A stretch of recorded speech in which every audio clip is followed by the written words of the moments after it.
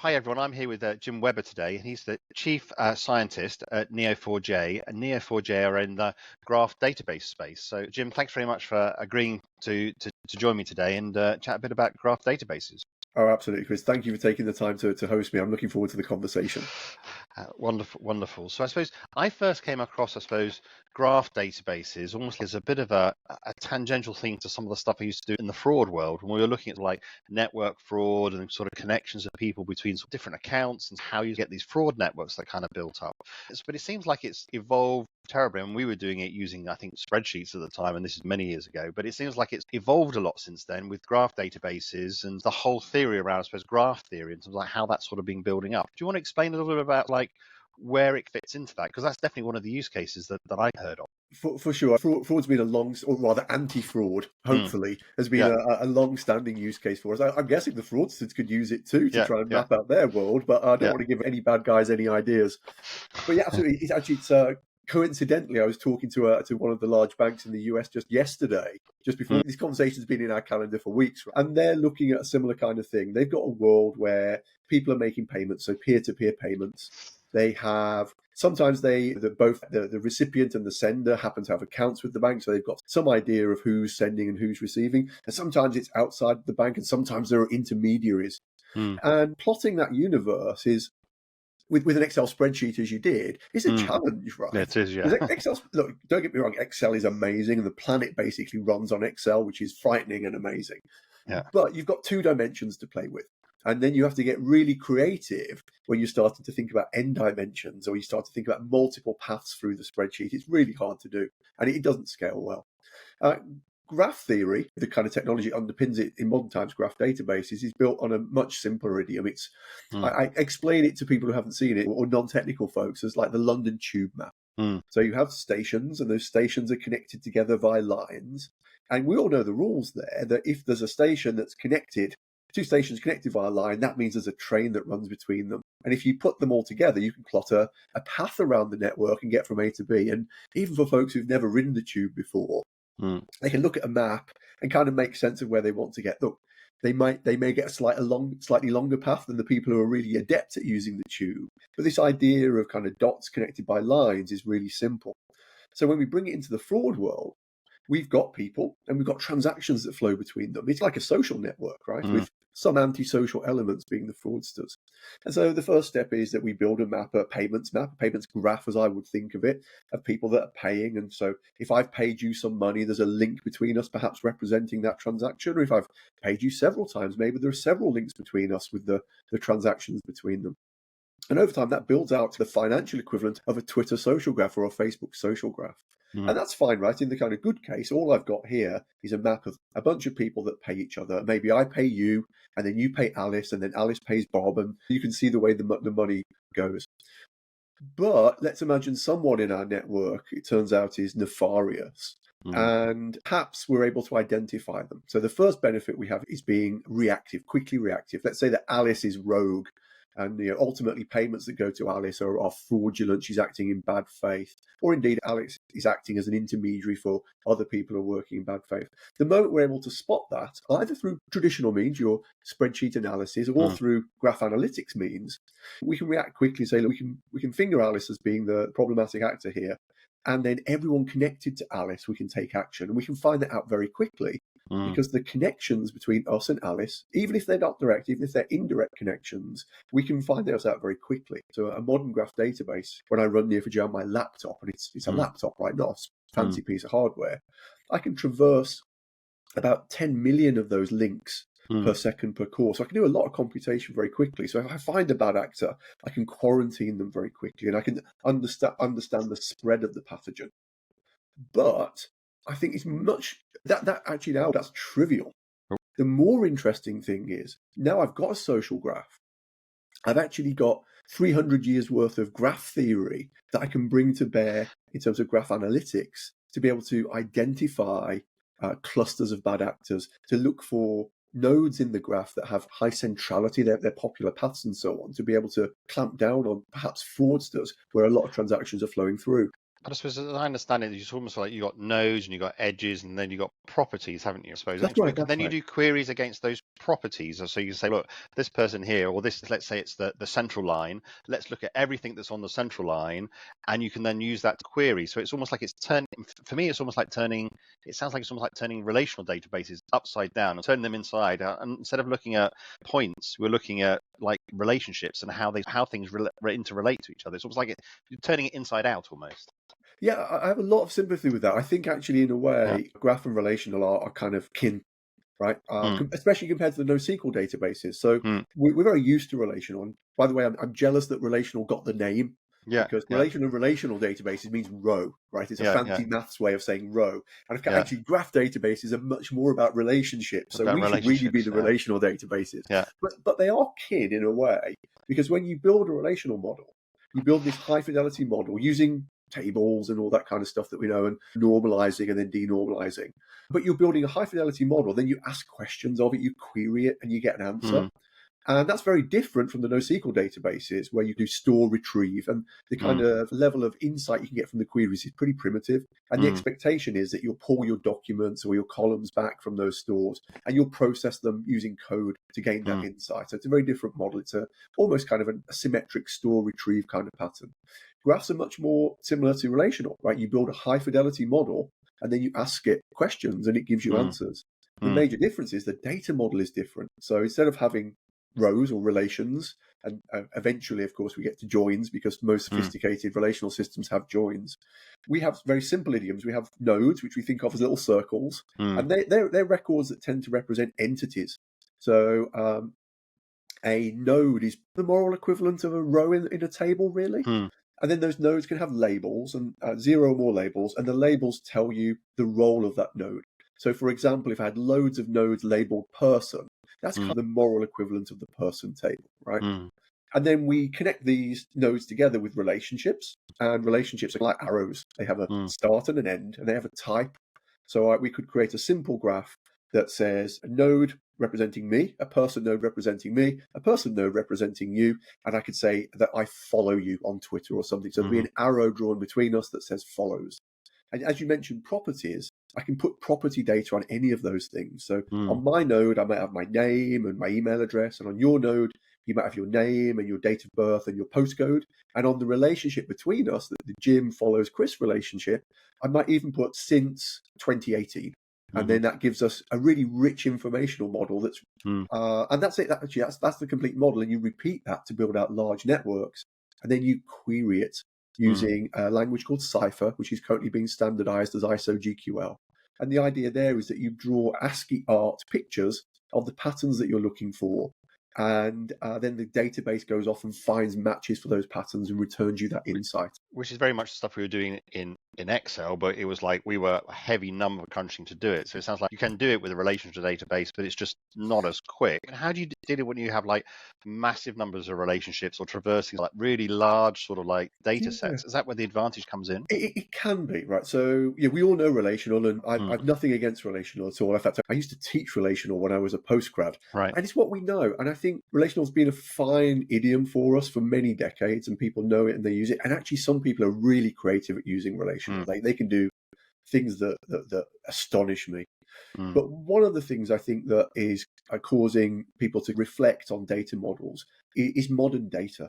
So relational grew up in an era, I imagine it, I was a kid at the time, of a very grey era. But the thing is, then everyone was similar. The data that we had was pretty homogeneous. If you and I worked for the same company, we would have the same tabular structure: employee number, last name, first name, pay grade, blah blah blah, and everything would be the same. And that data fitted really well in Excel spreadsheets, but also in the relational tables that we're used to. And I think that was such people have various theories why relational took off, but I think the data model suited the data that we had. And then in my career, I've used relational databases extensively. Before I came to Neo4j, I was building business information systems. And it was always the database. And it was obvious that the database meant either Oracle or SQL Server or DB2, obviously. But over time, as data got more interesting, I noticed that the schemas that we had started to be only part of the picture of the data. So we were diligently, some smart people, some really skilled DBAs would design schemas and normalize and then denormalize them. That was all good, were the good stuff. But then we'd find that we'd also have to do some part of processing, like in my client code, like writing C# or JavaScript or something, and particularly looking for things like nulls. So some of the tables we were building tended to be very sparse. Some of the joins we were doing tended to be very extensive. And these are weird things for relational, right? We don't like them in relational because relational doesn't like nulls. And so meanwhile, out in my C# code, I've got this weird set of The workaround. Yeah, workaround, right? Nested ifs to the nth degree, checking for null here. But if it's null there, then do this and don't do that. But if it's null there, do this and don't do that. And it got complicated, right? And I think it's weird because the database engines, the relational database engines, were getting better and better. But the nature of the data started to become much more heterogeneous. Yeah. Do you think that's almost like we've been trained to think about relational databases? It was almost like in our DNA and the way we think about even things like MI, right? So it's quite easy for us to think about I'm a person and I have individual properties associated with me. But actually, if you look at it, we're actually built off relationships to a certain extent, which is like that's almost like an added extra complexity. So is there like a new way of thinking we're really evolving towards? And have we been trained to think about things in almost like in a relational database, which might not be the way the world actually works? We are, right, because the universities are brilliant at teaching us both the use and theory of relational databases. So we come out of university and we're quite good at it. Yeah. But the relational database theory stuff is still remarkably good. In fact, even in building a graph database, we are influenced by the research work that's gone on in that community. In fact, there are bits of the database that I work on where I can point at and say, look, this is definitely from some relational database papers, some relational database researchers, and some of the machinery works. But the data model, I think you're right. It's time that we take a look at other data models. Now, you're right. We live in a world of relationships. It's very natural for us. And in the world we live in, the relationships are heterogeneous. It's very easy for me to tell you, Chris, I own a car and I own a laptop and I own a dog. It's very normal. And in a graph world, that would be a node representing me, an arrow saying owns to car, an arrow saying owns to laptop, and an arrow saying owns to dog. And that's very simple in graph. But it's not simple in relational, right? Because now I've got to do this weird thing where I can't say owns 3 times. So I'm going to say owns dog, owns laptop, owns car. So there's a little bit of implementation complexity that starts to creep in. But I suppose and the graph doesn't have that. But to your point is, if I own a dog and a car, but you don't own a dog, then that becomes, because they become properties of me, don't they? So I have That's car, right. cat, whatever it is, but in terms of that kind of relationship, kind of changes, which makes it more complex. I completely agree with that. I think that data is driving this. If we were just trying to do a kind of technically driven thing, hey, we woke up one morning and thought, wouldn't it be nice if, we get nowhere. But the richness and the kind of interconnectivity of modern data and the complexity of modern data is driving us towards trying other data models. Yeah. And I think you're absolutely right there. Imagine if we were to design a relational table together, and the first requirement we had is, okay, you have to be able to say whether a person owns a house. Cool. New column. Awesome. Yeah. But actually, the next person we put in is a renter, so they don't own a house. So we've already got our first null. That's annoying. Yeah. And then, okay, now we do owns pet. Only half people own pets, so the other half is going to be null. And this, it gets very messy very quickly. And I suppose I want to ask a question. I spend a lot of time looking at credit risk, and we'll look at like modeling, the different modeling techniques that come out. Can you use graph databases to do some of that kind of modeling, and particularly predictive modeling? Is that theory out there, and how does that sort of manifest itself? Have you seen that use in particularly in financial services or insurance, which is more like the areas where I kind of work? Yeah, you could imagine the financial services companies, they're always looking for competitive advantage. So they were relatively quick off the blocks when it comes to adopting this technology. In fact, they were the second quickest off the blocks. Yeah. You'll not be surprised to hear the first quickest off the blocks were the telcos, right? The networking companies. Neo4j's first blue chip customer was actually Cisco. Yeah. And I have to say, I think it's because networks make a bunch of sense to those folks. Yeah. And a graph is just is a synonym for network. I think that's why. But then the financial services company are always looking to get that kind of leg up. And so, yeah, absolutely you can. So I think graph theory in and of itself has a wonderful bunch of predictive capabilities. So particularly graphs involving humans, they've been studied really well and they have known properties. So, for example, one of the classic properties in human graphs is that if you and I are friends and you're friends with another person that I don't yet know, I'm probably going to become friends with that person because you've vetted them for me. Like you say, I like Jim, I like Alice. Alice and Jim are probably compatible. And there's a fancy name for that. They call that a triadic closure. It really just means make a triangle in the graph, right? Close the triangle. But it turns out that in human graphs, those kind of things are very common. And so you can use a bunch of simple rules from graph theory independent of your domain. You may be talking about risk. I may be talking about social networking or logistics and shipping or whatever, but the same kind of rules apply, where there are a bunch of rules where you can start to evolve your graph and see how it might mutate. In Neo4j, we have some of this. We have this kind of notion of graph native learning, and we can actually ask the graph to predict missing relationships, to predict missing labels, and even to predict missing properties on nodes. So you can start to see how might the graph evolve. And I suppose I'm used to seeing more sort of modeling built off more of the traditional kind of data tables, but can you convert between the two, between relational and graph, and transport the attributes between the two and use those to make more sort of like predictive models? Is that currently in place? And is that a competitive edge for folks? It is, right, but I wouldn't advocate for converting. But there are moral equivalents. So if you're used to, for example, building ML models by harvesting features from a relational database, and it's commonplace now, right? Everyone's doing that. And you might take age, postcode, bank balance, blah, blah, blah, as your features for this risk model, and you'll build and test the model and ultimately deploy. All good.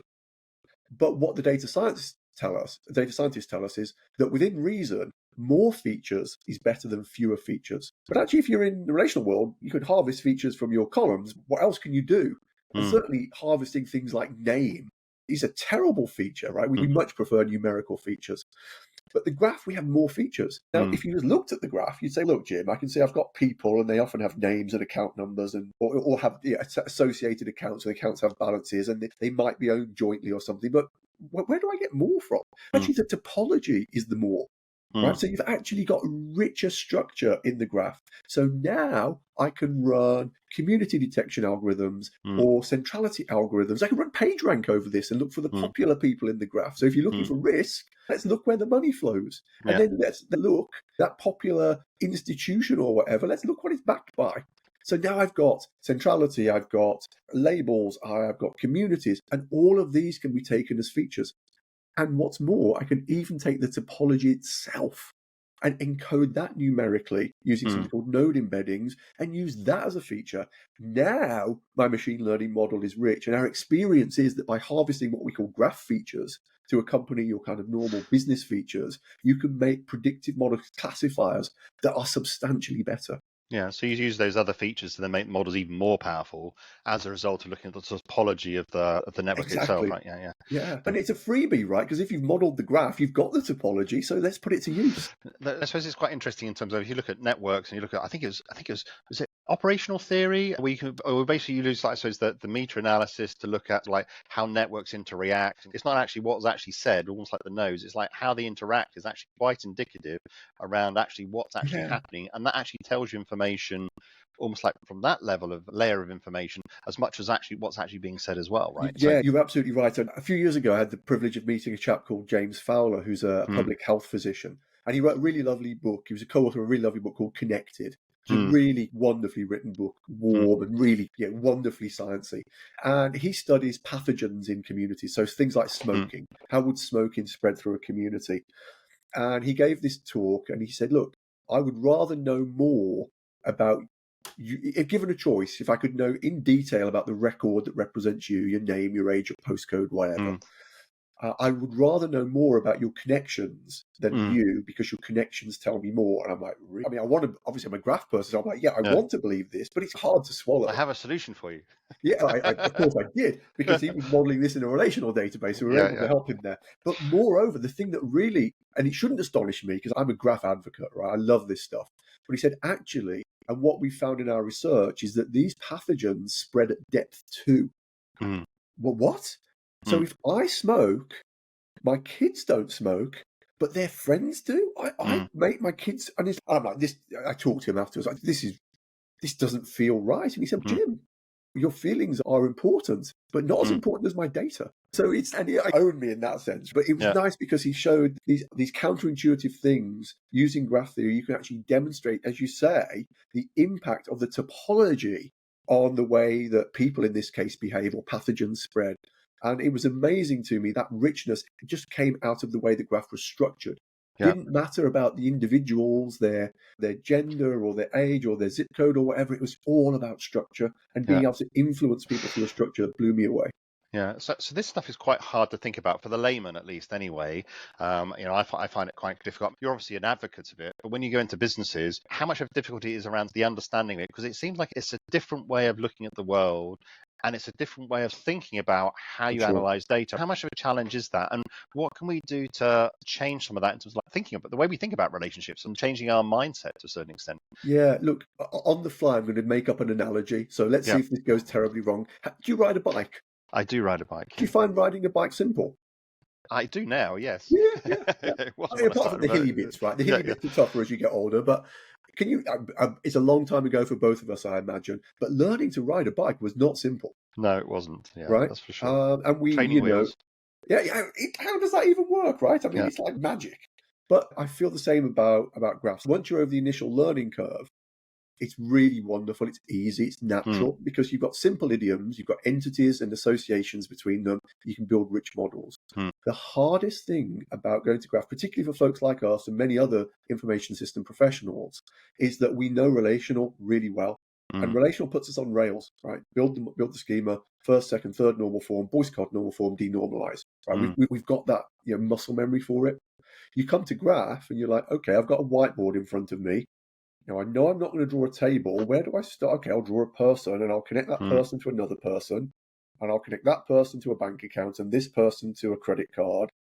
And then you're like, is this correct? Is mm, this kind of like normal form? And it's mm, worrying. And I remember very clearly the first time I picked up Neo4j, I was working at a telephone company, a telecoms company. I'd got a problem with product recommendations that I was going to solve. And the first time I picked up Neo4j, I built the model, pulled in some data from the product catalog, got it to build what I thought was a graph. It gave me great answers. It says, if you already own these products, I'll recommend you these ones because they're mm, compatible upsells. mm, And instead of being happy that I was able to do that in, mm. one very long working day, I was terrified. I was like, is this right? Yeah. Because in relational, I would know, right? First, second, third, Boyce code normal form, correct. Yeah. Nothing, no duplication, my model's good, whatever. In graph, it was really hard. And I had a fraught night's sleep, came back to work the next day and showed some other people, and they were like, we don't know, we've never seen this stuff before. This is 2008. This stuff Yeah. doesn't exist. And then over time, I realized actually what you draw on the whiteboard, if you can sanity check it by reading it in English, Jim bought internet. Okay.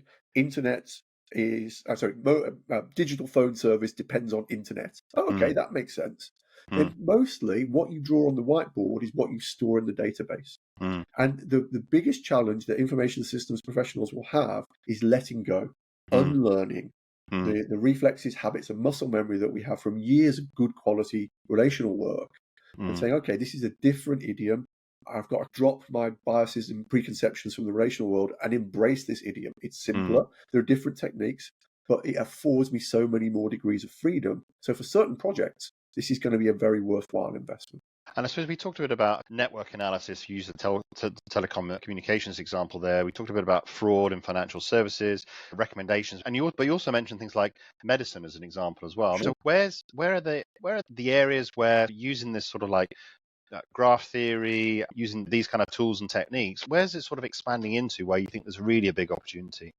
That's a really awful question, and I'm not maligning you at all. Yeah, It's just awful because you've given me the tyranny of choice. It would yeah, have been much better if we had this chat 10 years ago when I yeah, could have given you 5 very crisp use cases. yeah, We would have done networks and we would have done social and we would have done fraud detection and blah, blah, blah, yeah. right?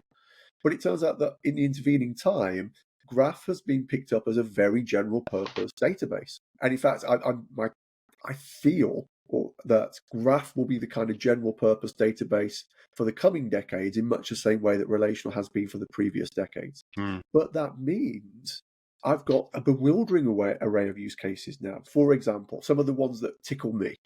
NASA, they're trying mm, to get to Mars. mm, NASA has a problem, as do many enterprises. They have organizational dementia. They mm, don't know what they know.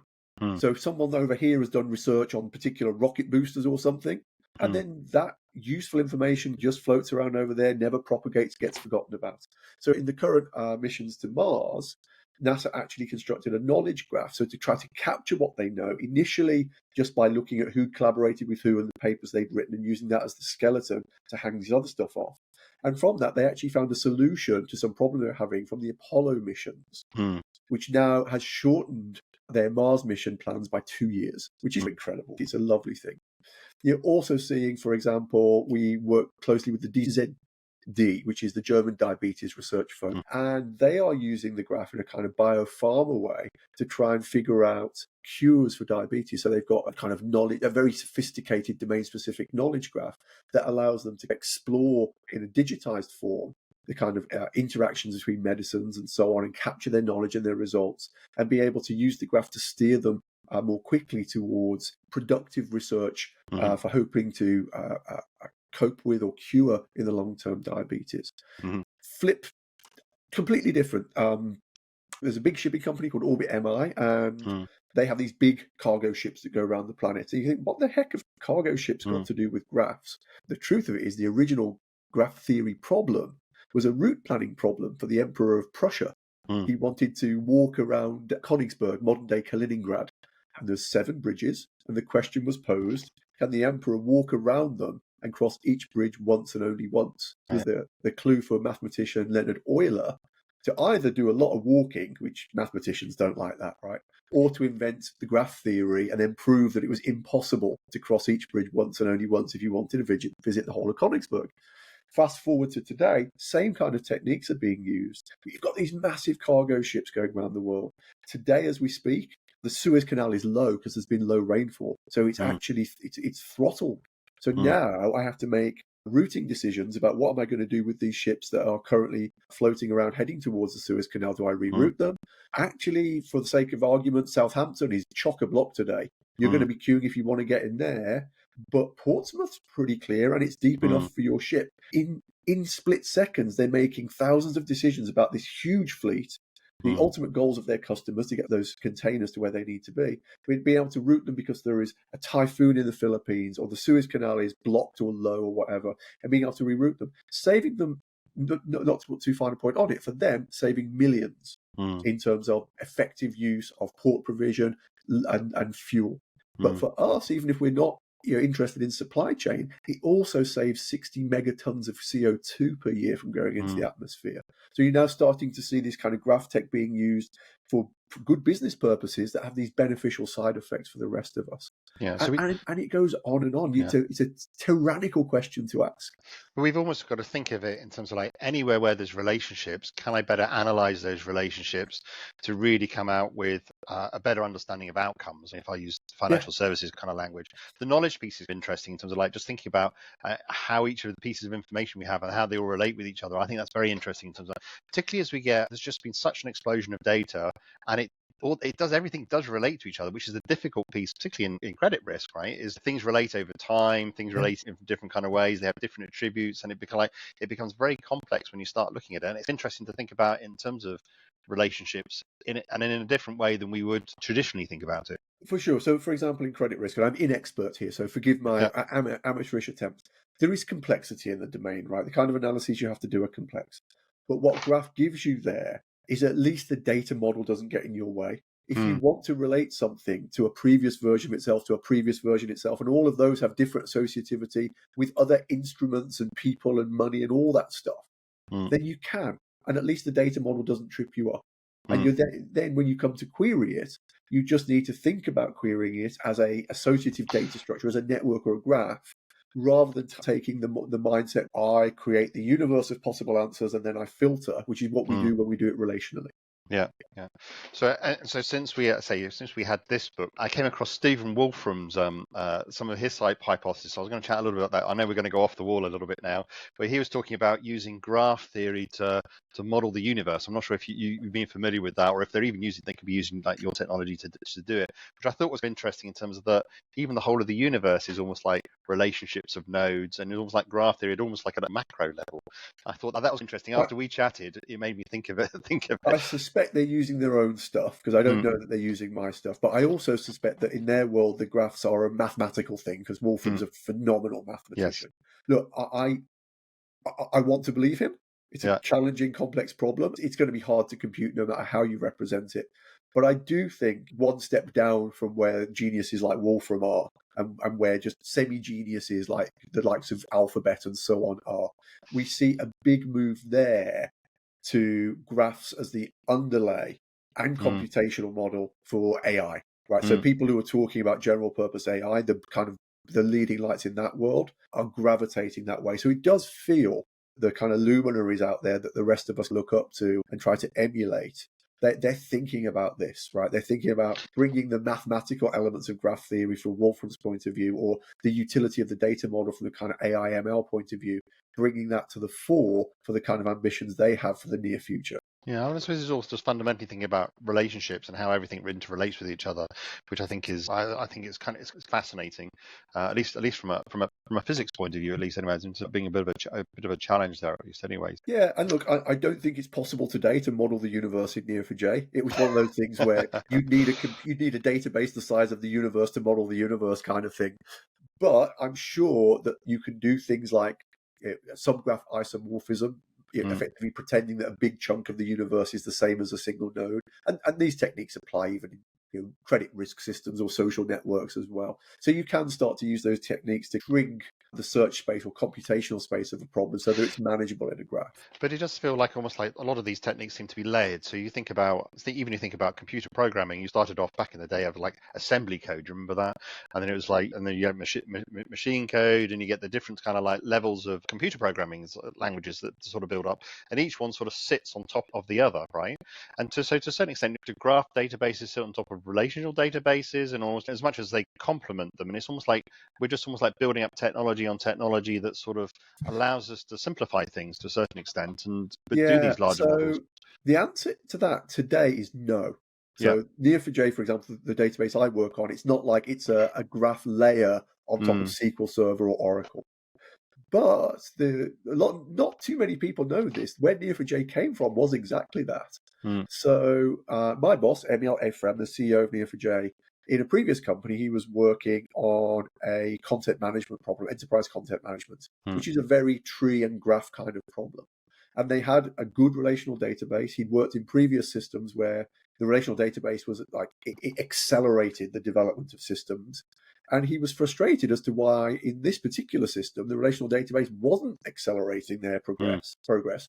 And indeed, why it was considered to be contentious. People would say they're fighting with the database, which is a weird thing. Back in 2000, relational databases are amazing. Everyone loves them. They accelerate your system development. And it turns out they were trying to do graph operations. And two things were difficult for them. One was SQL. It's really hard to write SQL to do path operations. You get into that kind of recursive join thing, and the SQL blows up and becomes complicated. The other thing is, so they solved that. And they said, what we're going to do is we're going to write a graph API on top of the database so that we can say A connects to B connects to C, or find me a path between Alice and Charlie, or find me the shortest path between Alice and Charlie, that kind of thing. And they did that, and it solved one problem. No longer did they have big, cumbersome SQL programs. They had nice, readable, graph-oriented programs that were small, easy to reason about, easy to debug.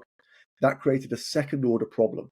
People really liked the graph API, and they started using it and heavier. And you and I can both, I think, and many of the people that will be listening to this, you know what's going to happen, right? Under the covers, I start doing lots of recursive joins now. And that ground the database into the dirt. And then, quite ridiculously, some bright spark on that team said, hey, what we should do is we should replace the engine with an engine that's native for graphs. It's designed to do it. Imagine doing that in the year 2000, right? It's ridiculous. But they did.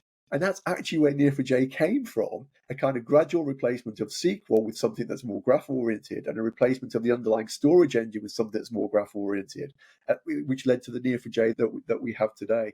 So, that's why I said, I think earlier I said they're kin. Now, graph databases and relational databases are both high-fidelity models. They're both typically ACID transactional, kind of solid. You can put data in them and trust them. You can cluster them and scale them and all that stuff. But fundamentally, I think that the data model that can be processed by graph databases is much more interesting, and it tends to be much more performant. It tends to be very lightweight on the use of the underlying compute resources. So if you look out into sort of the next 5 years, where do you think we go from here with it then? Yeah, that's another tyrannical question. Yeah. Thank you very much. Remind me to interview with you again one of these days. You can ask the other question. You can ask the other questions better. It's no, it's interesting. I think graph databases themselves as a technology category continue to march from strength to strength. The industry analysts are bullish on the category. The web hyperscalers now have graph databases. It's a thing, and it's gonna extend. The ISO GQual language is due out at the end of this year. I think that's an important inflection point. So it's the same query languages committee that designed SQL originally have looked at this and said, actually, graphs are different, interesting enough that they deserve a standard query language to allow the vendors to ecosystem the same way SQL did. So they've been busily working on that for a few years. And ISO GQual, graph query language, comes out this year. And I think you'll see, if I was a CIO looking at that, I'd breathe a sigh of relief now, right? Because I've got a standard language. It feels like a shot in the arm for the category, but also I'm not locked into any vendor. In the same way that SQL gave me degrees of freedom, GQual will give me degrees of freedom. So I think on that side, graph databases are going to go up. We're going to see an expansion of use cases. They're going to be commonplace. Yeah. But I also think another driver is AI. I think knowledge graphs as an underlay for enterprise AI and beyond are quite sensible. In fact, if I might slightly be immodest, my colleague Jesus Barraza and I just finished a book on this. It's available at neo4j.com for free. It's an O'Reilly book. It's nice and so on. But I think that is also going to be something that drives the growth of graphs, both in the data sense, but also in the graph compute sense. So being able to run those graph algorithms that we learned at university with funny Dutch names, right? So all of that stuff, I think, is going to drive forward a kind of interesting, quiet revolution in analytics, and that in turn is going to drive forward what people can do in the AI and ML space. Yeah, I think over the next 5 years, there's going to be an explosion. It's going to be fun. You talk very eloquently around like it being used within within the sort of like the data science space and those kind of things. It feels like sort of sitting slightly outside of that. Does this whole sort of mindset change of thinking about relationships and being able to query relationships, it feels like that piece could be changing and there's sort of like unlock a bit more of the power around that on a much broader scale. It feels like just the expanse of data we got and the expansion of data we've got, it feels like that could be a tool that's sitting in the wings for us, really. I couldn't agree more, Chris. I think you've said that yourself very eloquently. So I will happily sit here smiling. You'll say that. You had me sold as on the problems of having nulls. so I know that could be a real problem. For sure. Like complexities of describing systems, and like some of these things just don't exist, right, for some people, but they do exist for other people, right? It's amazing the relief you get when you realize I don't have to deal with nulls in graph. Things exist or they don't, and that's a perfectly normal state of things. Yeah, that's where I was going, at least anyway. Jim, thanks very much for explaining everything. I really appreciate it. I've learned a huge amount from this, and I think it's fascinating just in terms of like how it's evolving, but also how we think about relationships as well. And I think we're just in this new relationship kind of world. And I think for me, there's just that mindset change in terms of thinking about it going forward. I think it could be really powerful. So. I think so, and I hope so as well. And thank you for taking the time out today. I really appreciate it. No, thanks very much, Jim.